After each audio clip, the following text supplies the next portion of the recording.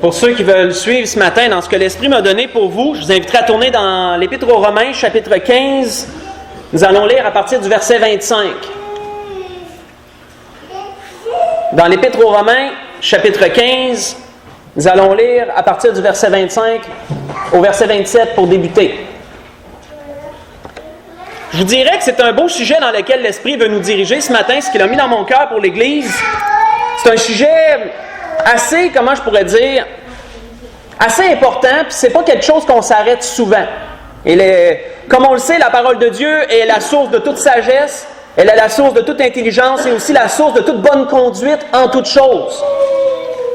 Donc on voit dans l'Épître aux Romains, chapitre 15, à partir du verset 25, l'apôtre Paul disait « Maintenant, je vais à Jérusalem pour le service des saints, car la Macédoine et la Chaïe ont bien voulu s'imposer une contribution en faveur des pauvres parmi les habitants de Jérusalem. Elles l'ont bien voulu et elles le leur devaient, car si les païens ont eu part à leur avantage spirituel, ils doivent aussi les assister dans les choses matérielles. » Nous allons arrêter là.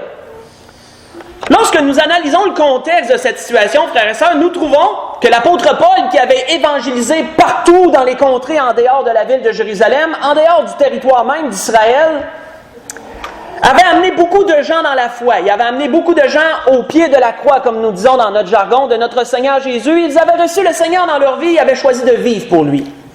Et nous voyons qu'un jour, certaines de ces églises qui s'étaient établies un peu partout ont eu à cœur de contribuer pour les pauvres qui étaient en Israël, autrement dit de la race juive, qui étaient pauvres. Ils ont eu à cœur de contribuer, de s'imposer une contribution pour eux. Et nous voyons que l'apôtre Paul a amené, dans ce qu'il leur a dit, comment je pourrais dire, une analyse assez importante que l'Esprit veut nous donner ce matin. Il leur a dit, premièrement, qu'il les félicitait d'avoir fait ce choix. En leur disant, il dit, elles l'ont bien voulu. Autrement dit, il dit, vous avez bien voulu vous imposer une contribution. Quand on veut quelque chose, ça résulte en un choix. Et des choix dans cette vie, on en a beaucoup. Lorsque nous regardons, frères et sœurs, selon le dictionnaire, ce que veut dire le mot choix, c'est action d'adopter par préférence. Qu'autrement dit, par l'exercice de notre propre volonté, on décide de faire quelque chose ou de prendre quelque chose. Ceci est un choix. On en a beaucoup dans nos vies des choix. Une panoplie de choix s'offre à nous dans la vie. Et Dieu nous a créés avec notre libre arbitre, autrement dit à son image et à sa ressemblance, pour que nous aussi nous ayons en tant qu'êtres humains la capacité de faire des choix. Donc l'apôtre Paul leur disait cela premièrement. Il les louait pour le choix qu'ils avaient fait de s'imposer une contribution pour les pauvres en Israël. Mais il leur a apporté après ça autre chose. Il dit, elles l'ont bien voulu, et elles le leur devaient. Donc l'apôtre Paul disait qu'il y a, oui, des choix qu'on peut faire, mais il y a aussi des devoirs. Vous l'avez bien voulu, mais vous le leur deviez. Qu'autrement dit, oui, vous avez fait un choix, mais c'était plus qu'un choix, c'était un devoir pour vous. Et là, on entre dans quelque chose d'intéressant. Savons-nous faire la différence dans nos vies entre un choix et un devoir? Parce qu'il y a une différence entre les deux. On voit que selon le dictionnaire, le devoir veut dire être obligé à quelque chose, à faire quelque chose par la loi, par la morale ou par la convenance. Donc, un choix résulte en adoptant quelque chose selon notre propre préférence. Ce que l'on veut faire, on le fait, on fait un choix. Mais il y a parfois dans nos vies des devoirs, des choses que nous sommes obligés de faire. Soit que, selon le dictionnaire, c'est la loi qui nous l'impose, soit que c'est la morale qui nous le dicte, ou soit que c'est selon la convenance. Et c'est quelque chose d'intéressant à reconnaître, la différence entre ces deux. C'est dans ça que l'Esprit m'a dirigé ce matin pour vous. On voit qu'à un autre endroit, l'apôtre Paul disait ceci aux Corinthiens. Il leur a dit, si j'annonce l'Évangile, en parlant aux Corinthiens, il leur a dit, si j'annonce l'Évangile, ce n'est pas pour moi un sujet de gloire, car la nécessité m'en est imposée. Et malheur à moi si je n'annonce pas l'Évangile. Si je le fais de bon cœur, j'en ai la récompense. Mais si je le fais malgré moi, c'est une charge qui m'est confiée. Nous allons arrêter là. Ce que je vous ai lu, c'est dans 1 Corinthiens chapitre 9, versets 16 et verset 17, où l'apôtre Paul expliquait à cette Église que s'il annonçait l'Évangile, s'il prêchait la parole de Dieu, ce n'était pas parce qu'il avait choisi de le faire, mais c'était par nécessité, qu'autrement dit, c'était un devoir pour lui de le faire, parce que Dieu l'avait appelé à cela. Et ce n'était pas pour se glorifier, ce n'était pas un choix dans le but de se glorifier, c'était un devoir qu'il avait. Nous voyons qu'il y a une différence entre les choix qu'on peut faire dans cette vie et les devoirs qui nous sont imposés, les choses qu'on doit faire. Ça a une différence. L'apôtre Paul disait cela à propos des ministres, entre autres. Lorsqu'un ministre qui est appelé de Dieu prend position, tombe en mise à part et ensuite est ordonné pour prêcher la parole, si vous lui posez la question, est-ce que tu as choisi ça? Il va dire, oui, j'aurais pu refuser. Mais qu'est-ce qu'il va vous dire premièrement? Il va vous dire, j'ai été appelé à le faire. C'est un devoir pour lui de s'avancer et de prêcher la parole de notre Seigneur. Parce que l'Esprit qui habite en lui le poussait à le faire. Ça devenait un devoir, c'était plus qu'un choix. On voit que il est important de comprendre une chose, sur quoi se base le devoir? Parce qu'un choix peut se baser sur plein de choses. Un choix peut se baser sur comment on se sent. Est-ce qu'on est en bon terme avec une personne? Dans ce cas-là, on va choisir, oui ou non, de faire quelque chose. Un choix se base sur nos sentiments. Est-ce que ça me tente de faire quelque chose? Est-ce que ça ne me tente pas? Etc. Un choix se base sur plusieurs choses. Mais sur quoi le devoir, lui, se base-t-il? Tournons dans Luc, chapitre 17 pour ça. Dans l'Évangile selon Luc, au chapitre 17. Pour voir autre chose là, sur ce sujet que l'Esprit a voulu nous amener ce matin. Le devoir. La différence entre un choix et un devoir. Et nous pourrons voir à quelle sauce que l'Esprit veut l'attribuer, parce qu'il y a plein de choses dans la parole qui nous en parlent. Dans Luc chapitre 17, nous voyons à partir du verset 7, sur ce sujet-là,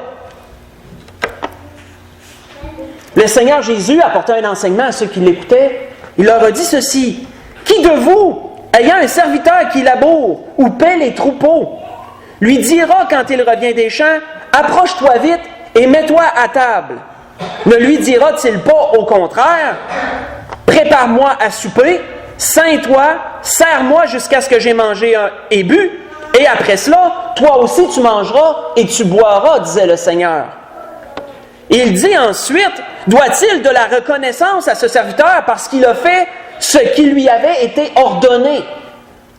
Et il dit dernièrement, vous de même, quand vous avez fait ce qui vous a été ordonné, dites, nous sommes des serviteurs inutiles, parce que nous avons fait simplement ce que nous devions faire.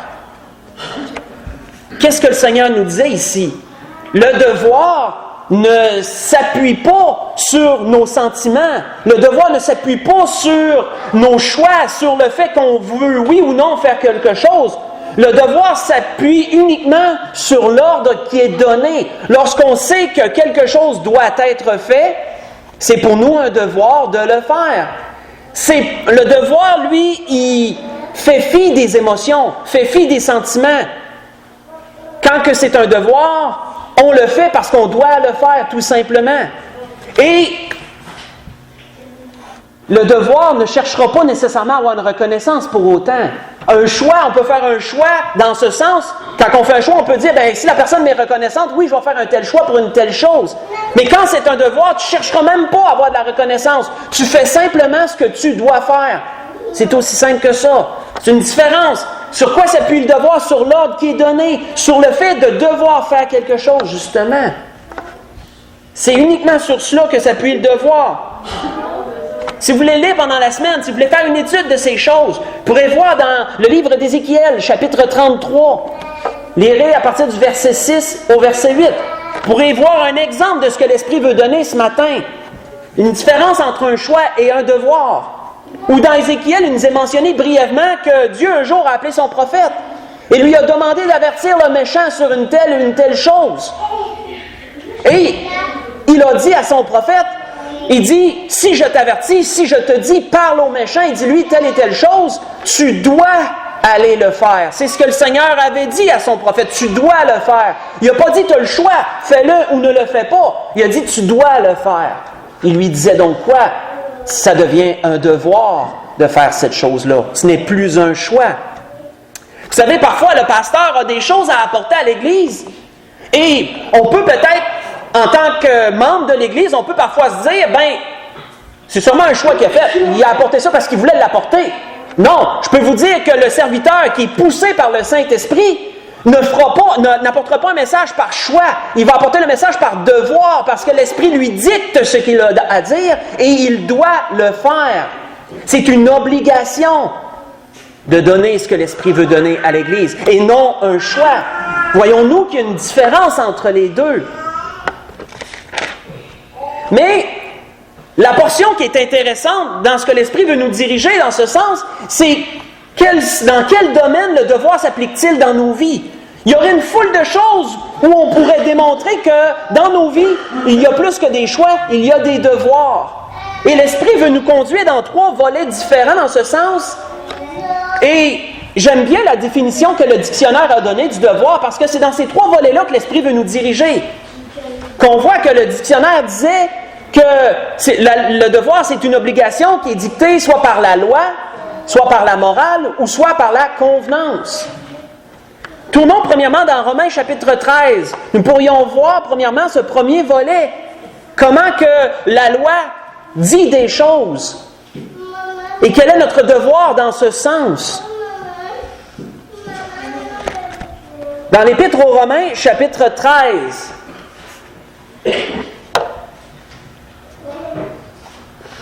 Pourrons lire à partir du verset 1 jusqu'au verset 6.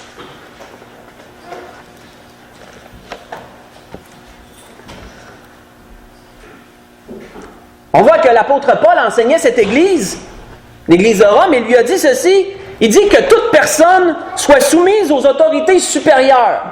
Comme on le sait, la soumission, selon le dictionnaire, veut dire le respect de l'autorité établie. C'est ce que veut dire le mot soumission, tout simplement. Donc, quand on nous demande d'être soumis à quelque chose, on nous demande de respecter l'autorité qui a été établie en ce sens. Donc, que toute personne soit soumise aux autorités supérieures, disait l'apôtre Paul, car il n'y a point d'autorité qui ne vienne de Dieu. Et les autorités qui existent ont été instituées de Dieu. C'est pourquoi celui qui s'oppose à l'autorité résiste à l'ordre que Dieu a établi.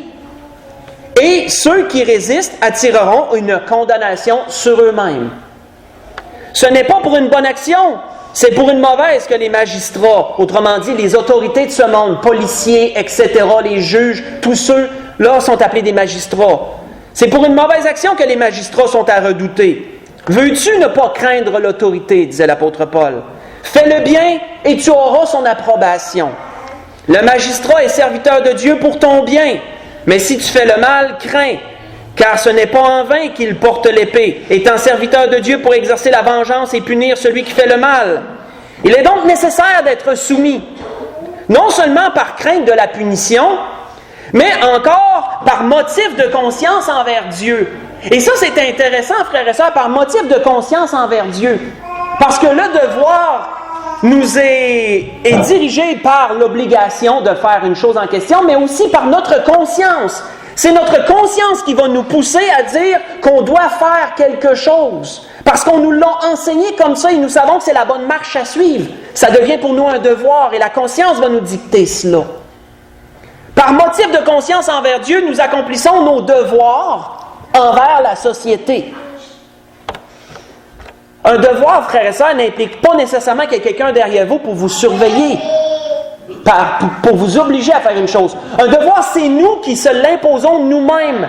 On s'oblige nous-mêmes, nous devenons une loi pour nous-mêmes, pour faire la chose en question.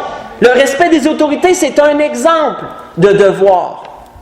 Et il nous est dit dernièrement, au verset 6, pour conclure ce volet, c'est aussi pour cela que vous payez des impôts, car les magistrats sont des ministres de Dieu entièrement appliqués à cette fonction. Vous savez, dans certaines circonstances, parfois, s'il n'y a pas personne, on a tendance à contourner un peu les lois. Parce qu'on se dit, je choisis de faire ceci ou de faire cela. Mais quand nous regardons ce que Dieu nous demande de faire, nous n'en venons à comprendre que le respect des lois devient un devoir et non seulement un choix. Si tu dois payer quelque chose, tu le paies, non parce que tu as le choix de le faire ou de ne pas le faire, mais par devoir, tu dois le faire.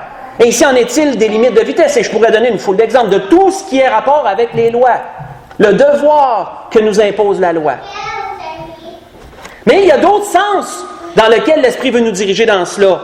Mais pour conclure, on voit que si vous voulez le lire pendant la semaine, vous pourrez voir ce que notre Seigneur a dit un jour sur cela dans Marc chapitre 12, verset 13 au verset 17. Où un jour, deux groupes de personnes, les pharisiens, les hérodiens, ils sont venus voir le Seigneur Jésus et lui ont dit, doit-on payer l'impôt à César? Doit-on le faire ou doit-on ne pas le faire? Et le Seigneur leur a habilement répondu dans ce sens. Il leur a demandé de prendre un denier, de lui donner un denier. Et lorsqu'il a regardé ce denier, il a dit, c'est à qui l'effigie que dessus? Qui est estampé dessus? Ils ont dit César.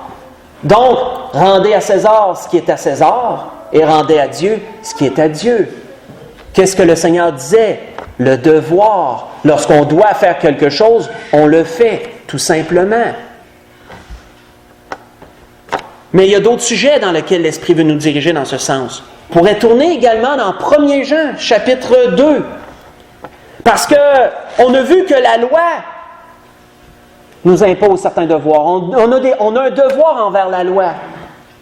Mais on a des obligations aussi morales à remplir. Et ça, c'est un beau sujet aussi. C'est un beau volet dans lequel l'Esprit veut nous diriger. Le devoir moral, l'apôtre Jean est l'apôtre par excellence pour nous permettre de comprendre ces devoirs moraux que nous avons les uns envers les autres.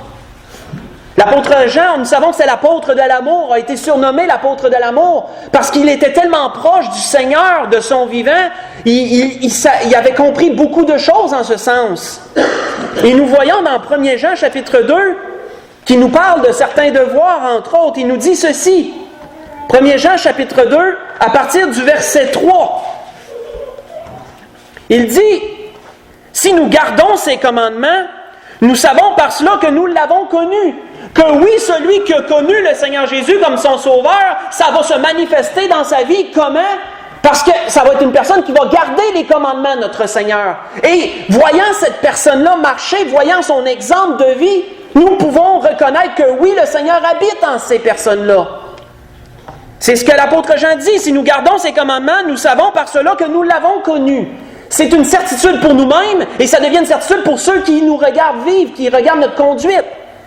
Celui qui a dit « Je l'ai connu » et qui ne garde pas ses commandements est un menteur, disait Jean, et la vérité n'est point en lui. Qu'il y en a parfois qui essaient peut-être d'imiter ce que le Seigneur demande, mais n'ayant pas connu le Seigneur. Et ça finit par se révéler, ça finit par se voir, cela. Et il dit par la suite, il dit « Mais celui qui garde sa parole, l'amour de Dieu est véritablement parfait en lui, et par là nous savons que nous sommes en lui. » Et dernièrement, que disait-il dernièrement? Il dit celui qui dit qu'il demeure en lui, autrement dit, celui qui dit qu'il a accepté Jésus comme son sauveur et qui demeure dans le Seigneur, doit marcher comme lui-même a marché. Alors, si maintenant je vous posais la question, est-ce que marcher dans les traces de notre Seigneur, est-ce que suivre sa parole et ses commandements est un choix ou si c'est un devoir? L'apôtre Jean y répond très clairement. Marcher selon la parole du Seigneur n'est pas un choix, c'est un devoir. C'est une obligation que nous avons parce que nous avons été visités par le Seigneur et que son Esprit a ressuscité notre âme, je pourrais dire. Son Esprit a scellé notre âme pour l'éternité. Et par tout ce que le Seigneur a fait pour nous, sa vie qu'il a donnée pour nous à la croix, son sang qui a été versé pour nos péchés, toutes ces choses que nous avons reconnues, et nous avons reconnu la grâce de Dieu au travers de Jésus, ça devient pour nous un devoir de suivre le Seigneur et de marcher dans ses traces. Ce n'est plus un choix, ça devient un devoir. Obligation dictée par la morale, la loi, la morale ou la convenance, si on se souvient selon le dictionnaire. On voit que Jean nous donne d'autres aussi devoirs que nous devons accomplir. Dans 1 Jean chapitre 3, nous voyons à partir du verset 14, pas tellement plus loin, 1 Jean chapitre 3 à partir du verset 14.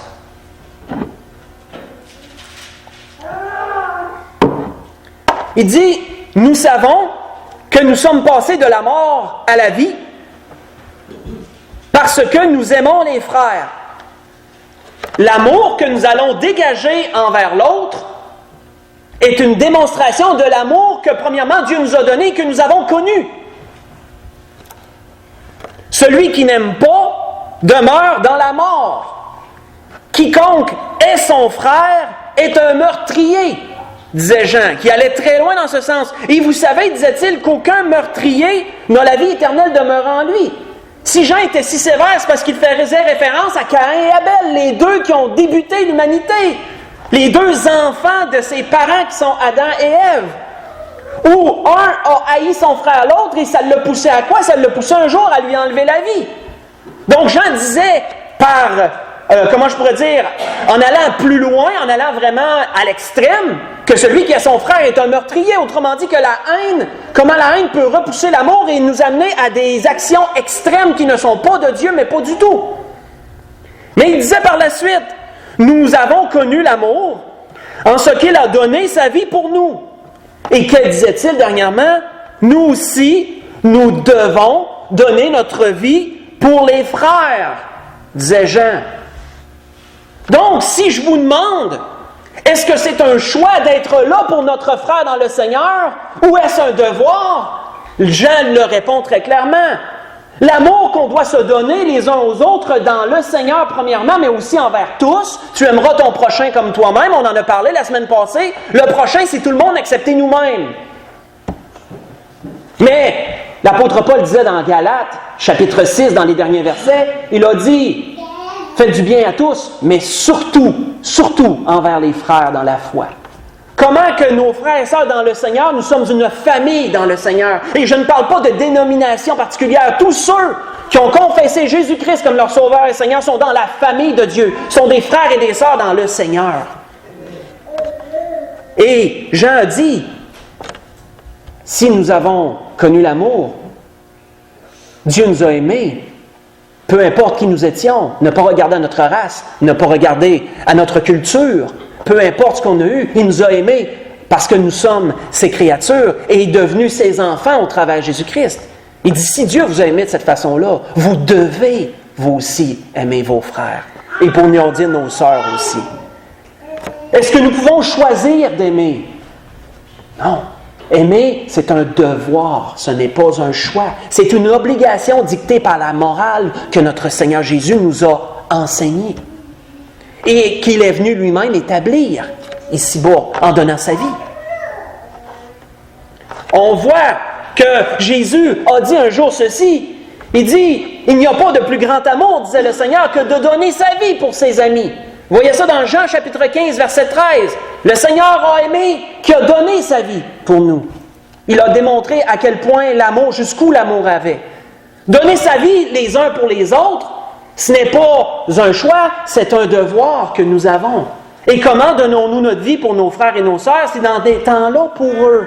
Est-ce que quelqu'un est dans la misère, puis nous le savons, nous l'aidons? Est-ce que quelqu'un a besoin d'une consolation? Nous le savons, nous l'aidons, nous sommes là les uns pour les autres. C'est un devoir que les enfants de Dieu ont. Et dernièrement, Jean, comme je vous l'ai dit, qui lui est un ministre du devoir, que je pourrais le dire ainsi, on enseigne un autre dans 1 Jean chapitre 4, verset 9. Il nous dit ceci, à partir du verset 9, « L'amour de Dieu, dit-il, a été manifesté envers nous, en ce que Dieu nous a envoyé son Fils unique dans le monde afin que nous vivions par lui. » On le sait, comme la Bible dit, quand tu acceptes Jésus, tu passes de la mort à la vie. La mort à cause que tu es séparé de Dieu, mais au travers de Jésus, tu es réconcilié avec Dieu, donc ça devient la vie. Parce que Dieu est source de toute vie. Et cet amour consiste non pas en ce que nous avons aimé Dieu, mais en ce qu'il nous a aimés. Dieu, le premier, nous a aimés. Sûrement qu'on ne pensait même pas à Dieu auparavant. Et lorsque Dieu est venu un jour frapper à la porte de notre cœur, c'est là qu'on s'est réveillé et on dit, ben oui, il y en a un en haut qui a créé toutes choses. Et il m'appelle à l'aimer parce qu'il m'a déjà démontré son amour, avant même que je le connaisse. mais en ce qu'il nous a aimés et a envoyé son Fils comme victime expiatoire pour nos péchés. Donc, que disait-il dernièrement? Jean, il dit, bien-aimés, si Dieu nous a aimés, nous devons aussi nous aimer les uns les autres. Donc, nous concluons dans ce sens en disant quoi? Comme je l'ai mentionné, l'amour, ce n'est pas un choix. Dieu ne nous laisse pas le choix si on aime ou on n'aime pas. Dieu nous oblige, ça devient un devoir. On le sait, si on prend un exemple simple, l'enfant, on est à l'école. Notre système nous a enseigné qu'il y avait des devoirs. L'enfant, lorsque le professeur lui dit « Je te donne un devoir », est-ce que l'enfant a le choix? Est-ce que l'enfant peut dire « Ben non, ça ne me tente pas de le faire. S'il ne le fait pas, il va avoir une mauvaise note. » Tout simple que ça. Mais s'il le fait, c'est un devoir. Pas pour rien que c'est appelé comme ça. Il n'y a pas le choix. Le professeur, il demande, il faut qu'il le fasse. Ça devient une obligation. On voit que la loi nous dicte des devoirs. On voit que la morale que le Seigneur a enseignée nous dicte des devoirs.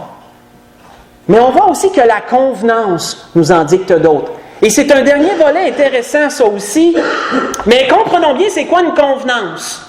Moi, j'utilise beaucoup le dictionnaire, comme les gens qui me connaissent bien le savent. J'utilise beaucoup le dictionnaire pour comprendre les mots. Souvent, on ne comprend même pas les mots qu'on a dans notre propre langue. La convenance, selon le dictionnaire, caractère de ce qui convient, de ce qui est approprié.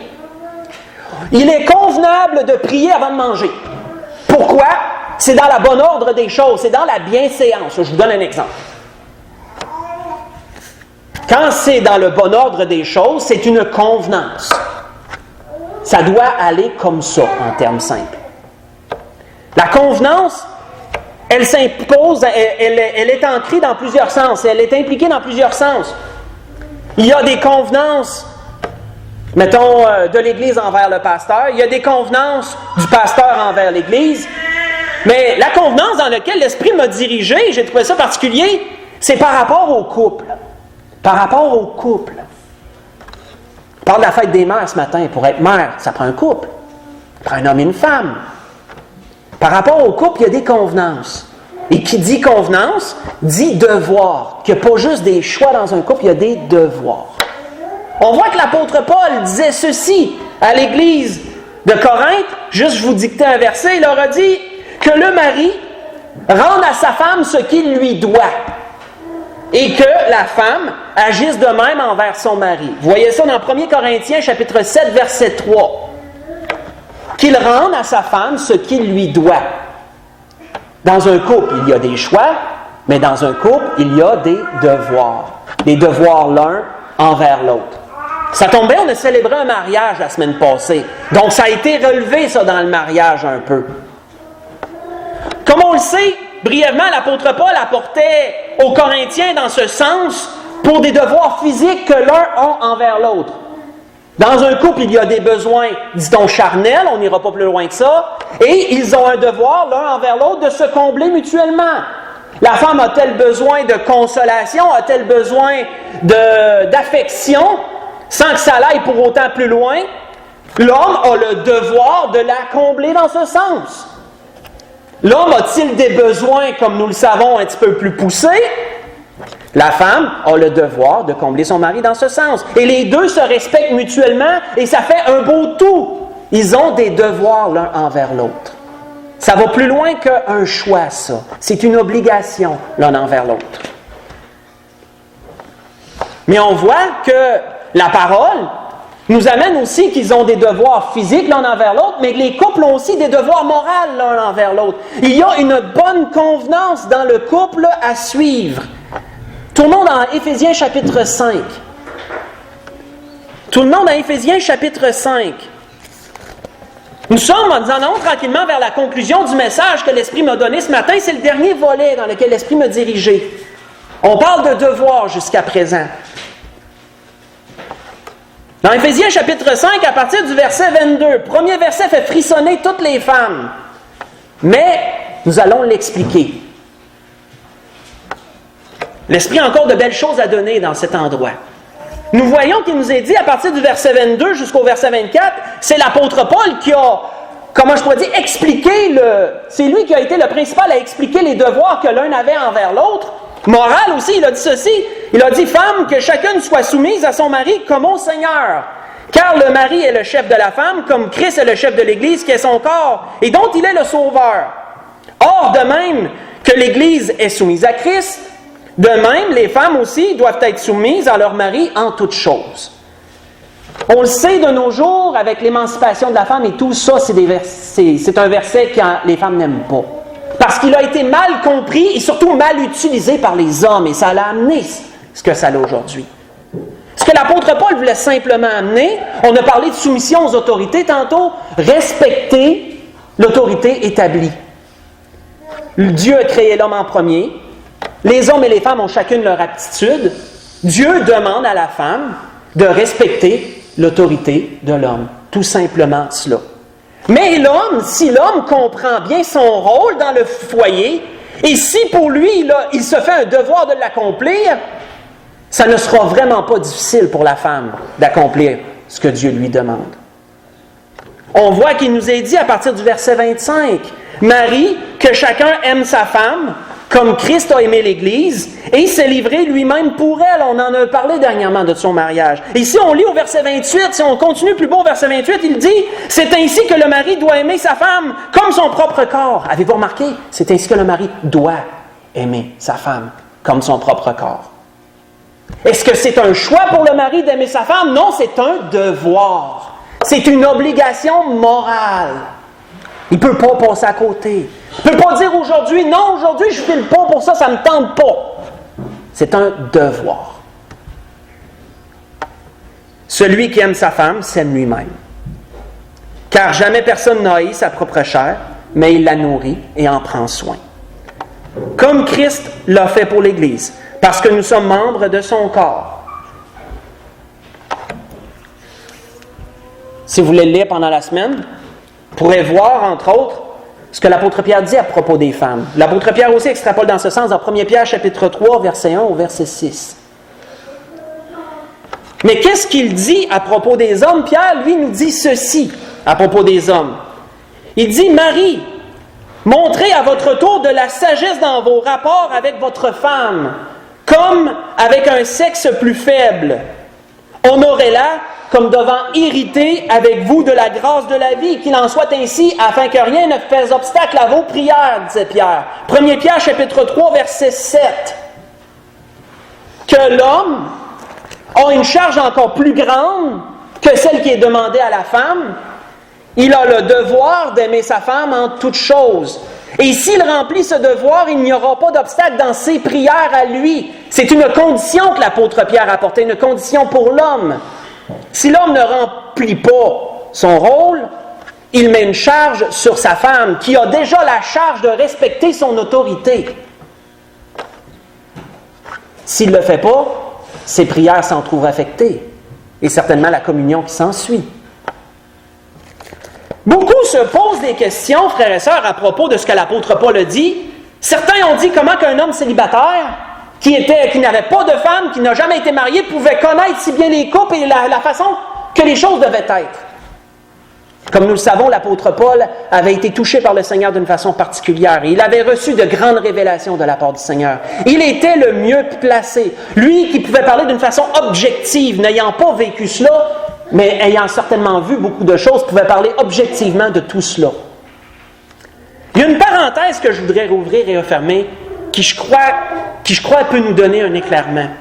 Nous voyons au verset 33 qu'il est dit, « Du reste, que chacun de vous aime sa femme comme lui-même et que la femme respecte son mari. » Est-ce que nous sommes déjà posé la question, c'est une parenthèse que je rouvre et que je referme avant qu'on aille à la conclusion, est-ce qu'on s'est déjà posé la question, pourquoi qu'un homme doit aimer sa femme et pourquoi qu'une femme doit respecter son mari?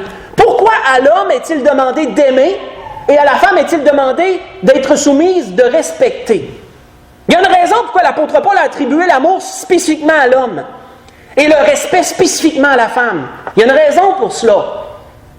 La raison, c'est de la façon que Dieu nous a conçus, chacun d'entre nous, hommes et femmes. Nous sommes de la même souche, mais nous sommes aussi en même temps différents. Nous avons tous des traits qui vont dominer notre personne. Et là, je généralise ici. Les hommes sont dominés par la raison. Un homme, ça fonctionne généralement par la raison. Un homme va analyser. Un homme va réfléchir si la chose serait bonne ou pas. Il va en faire tous les contours et ensuite il va prendre une décision. Mais la raison met souvent de côté les sentiments et les émotions. Parfois, une femme peut vouloir une chose et l'homme va raisonner, va dire non. Parfois, l'homme est dur à cause de la raison, à cause de ce trait de caractère qui le domine. Et ça peut en résulter un manque d'amour envers sa femme. Parce que la raison met de côté les sentiments et les émotions. Lorsque c'est le temps de trancher et de faire un choix, on tranche. Les hommes, généralement, on est comme ça. Et c'est pour ça que l'apôtre Paul rappelait aux hommes, Marie, aimez vos femmes. Autrement dit, laissez pas votre raison mettre de côté les sentiments, les émotions que vous devez avoir envers votre épouse, qui a besoin de cette compréhension. Mais l'apôtre Paul disait à la femme, sois soumise à ton mari, respecte ton mari. Parce que la femme est dominée par les sentiments et les émotions. Elle, c'est ça qui la dirige la plupart du temps. Elle n'est pas dominée par la raison, elle n'est pas dirigée par la raison, elle est dirigée par l'émotion présente. Qu'est-ce que tout ce qui l'entoure génère en elle? C'est ça souvent qui va diriger la femme. Et les émotions peuvent souvent amener une femme à ne pas respecter son mari. Peut souvent amener une femme à prendre une décision hâtive sur quelque chose. Pourquoi que les vendeurs vont souvent vers les femmes? C'est parce qu'ils savent que s'ils gagnent la femme, ils vont forcément gagner l'homme après. Parce que la femme, étant dirigée par ses émotions, elle va dire « ça serait bon ». Puis si l'homme lui dit non, bien la femme va tranquillement dire « ça serait bon, puis ça serait bon, puis oui, ça serait bon ». Puis tranquillement, elle va gruger. Puis un moment donné, elle va peut-être réussir à gagner son point. Qu'est-ce que l'apôtre Paul rappelait à la femme? Sois soumise à ton mari. Respecte son autorité. S'il dit non, c'est non. L'homme a la responsabilité dans le couple de prendre la meilleure décision pour les deux. Mais si l'homme aime sa femme, l'homme va prendre sa femme comme une conseillère. Il va prendre son conseil avec beaucoup d'attention. Son opinion va compter. Qu'est-ce que Dieu a dit à Adam lorsqu'il a amené Ève vers lui? Adam, il a dit, voici celle qui est os de mes os, chair de ma chair. Dieu a dit, je lui ferai un aide semblable à lui. Un aide, frères et sœurs. L'homme qui aime sa femme va considérer tout ce que sa femme lui dit avec très grande attention. Et s'il prend une décision, ça ne sera pas une décision partisane uniquement sur son autorité, puis dire, je suis l'homme, je décide, je fais oui, je fais cela. Il a le devoir d'aimer sa femme. Il a le devoir de la comprendre, d'essayer du moins. Et si finalement, il dit, non, ça serait mieux comme ça, la femme doit respecter ce que l'homme dit. C'est un peu les devoirs qu'ils ont l'un envers l'autre. Les devoirs. Est-ce que c'est des choix que Dieu donne? Est-ce que la femme choisit de respecter son mari ou pas? Non. Dieu lui dit, c'est un devoir que tu as de le faire. C'est difficile pour la femme dans les temps où on est rendu parce que l'émancipation de la femme est tellement là, tellement répandue. La société me prône tellement que les femmes doivent être des femmes de tête, des femmes de carrière, des femmes de... Puis que les hommes doivent suivre leurs femmes. Ça revire à l'envers l'ordre que Dieu établit totalement. Dieu ramène les choses à la base sur ça, mais ramène sur ce sujet ce matin qu'il y a des choix, il y a des devoirs. Et que chacun d'entre nous qui désirons suivre le Seigneur, marcher dans les traces de notre Seigneur Jésus, qu'est-ce qu'on a lu tantôt? Que celui qui marche selon ses commandements, c'est là qu'on reconnaît qu'il demeure en nous. Les devoirs. Par les couples, on en va. Comme on voit dans les couples, il n'y a pas seulement des choix, il y a des devoirs. Et chacun a un devoir envers l'autre. Très important de le comprendre, afin que le couple fonctionne bien comme une équipe. Une équipe qui a un seul but dans cette vie, demeurer ensemble jusqu'à ce que la mort les sépare. C'est le but de l'équipe. Dernièrement, juste avant de conclure, dans Éphésiens chapitre 6, il nous est dit à partir du verset 1 que les parents, lorsqu'ils deviennent parents et qu'ils ont des enfants, enseignent aussi des devoirs à leurs enfants. Enfants, obéissez à vos parents selon le Seigneur, car cela est juste. Honore ton père et ta mère, c'est le premier commandement avec une promesse, afin que tes jours soient longs, afin que tu sois heureux et que tu vives longtemps sur la terre. Il y a une promesse spécifiquement pour les enfants dans ce sens. Lorsqu'ils sont dans le foyer sous l'autorité parentale, les parents leur enseignent que, regarde, m'obéir, ce n'est pas un choix. c'est un devoir. Ça devient un devoir. Tu dois le faire. Parce que je suis ton père ou ta mère et que tu me dois ce respect. Mais, lorsqu'une fois que le parent quitte le nid familial, il doit pour autant continuer d'honorer son père et sa mère. Honorer, selon le dictionnaire, veut dire respecter selon son rang. Respecter selon son rang. Les parents ont un rang. Les policiers, peu importe, ceux qui sont en loi ont des rangs. On doit les respecter. On leur doit l'honneur qui leur est dû. Et ça, c'est un devoir, ce n'est pas un choix. Un enfant ne choisit pas d'honorer son père ou sa mère, il a le devoir de le faire. Et vous, pères, disait-il au verset 4 pour conclure, et vous, pères, n'irritez pas vos enfants, mais élevez-les en les corrigeant et en les instruisant selon le Seigneur. En tant que parents, on a le devoir d'élever nos enfants selon le Seigneur avec beaucoup d'amour et non avec une rigueur extrême. C'est ce que l'apôtre Paul voulait dire. N'irritez pas vos enfants. Ne les amenez pas à se révolter contre vous, à se révolter contre Dieu, à se révolter contre tout. Amenez-les par l'amour, par l'instruction, parfois la correction, oui, à suivre les voies du Seigneur, à comprendre du moins ce que le Seigneur attend d'eux. Comme nous le voyons, la convenance nous démontre beaucoup de devoirs que nous avons, surtout dans le couple, la famille, etc. C'était ce que l'Esprit voulait nous donner ce matin. Comme on a vu, c'est un sujet qui peut aller loin et on n'a pas été jusqu'au bout du sujet. C'est un sujet qui peut aller loin. Pour récapituler vite, on a vu quoi? On a vu qu'il y a dans la vie des choix, il y a dans la vie des devoirs. L'apôtre Paul avait dit à cette église, à l'église de Rome, il dit, vous avez bien choisi de leur donner un don, de vous imposer une contribution. Mais il dit, vous le leur deviez, c'était plus qu'un choix, c'était un devoir que vous aviez de le faire. Une obligation dictée par la loi, par la morale ou par la convenance.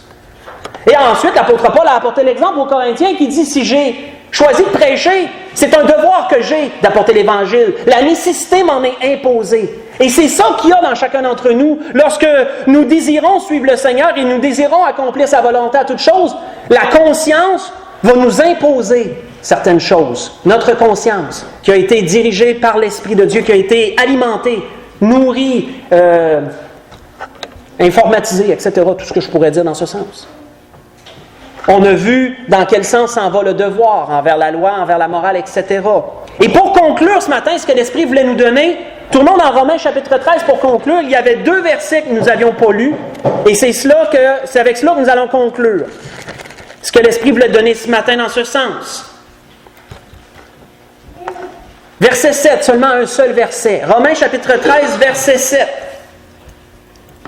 Dernière recommandation que l'apôtre Paul donnait. L'apôtre Paul a dit dans Romains chapitre 13, pour conclure ce que l'Esprit voulait nous donner ce matin dans ce sens, au verset 7, « Rendez à tous ce qui leur est dû. » C'est quoi un dû? C'est un devoir. On doit le faire. L'impôt, à qui vous devez l'impôt. Le tribut, à qui vous devez le tribut. La crainte, à qui vous devez la crainte. L'honneur, à qui vous devez l'honneur. Et nous pourrions rajouter, dans l'intérêt de ce que l'Esprit nous a donné ce matin, l'amour, à qui on doit l'amour. Je pourrais rajouter ça, je crois que ça serait bien séant de le faire. C'était ce que l'Esprit voulait nous donner ce matin. Donc, la grâce que je nous souhaite à chacun d'entre nous, c'est que nous puissions analyser nos vies et faire la différence entre ce qu'il y a de choix dans nos vies et entre ce qu'il y a de devoir. Et si nous devenons une loi pour nous-mêmes, et que nous accomplissons nos devoirs, nous nous en trouverons beaucoup mieux dans notre vie spirituelle. Ce sera une grâce et ça attirera la bénédiction de Dieu sur nous et sur nos foyers. Nous pouvons nous lever pour le dernier cantique.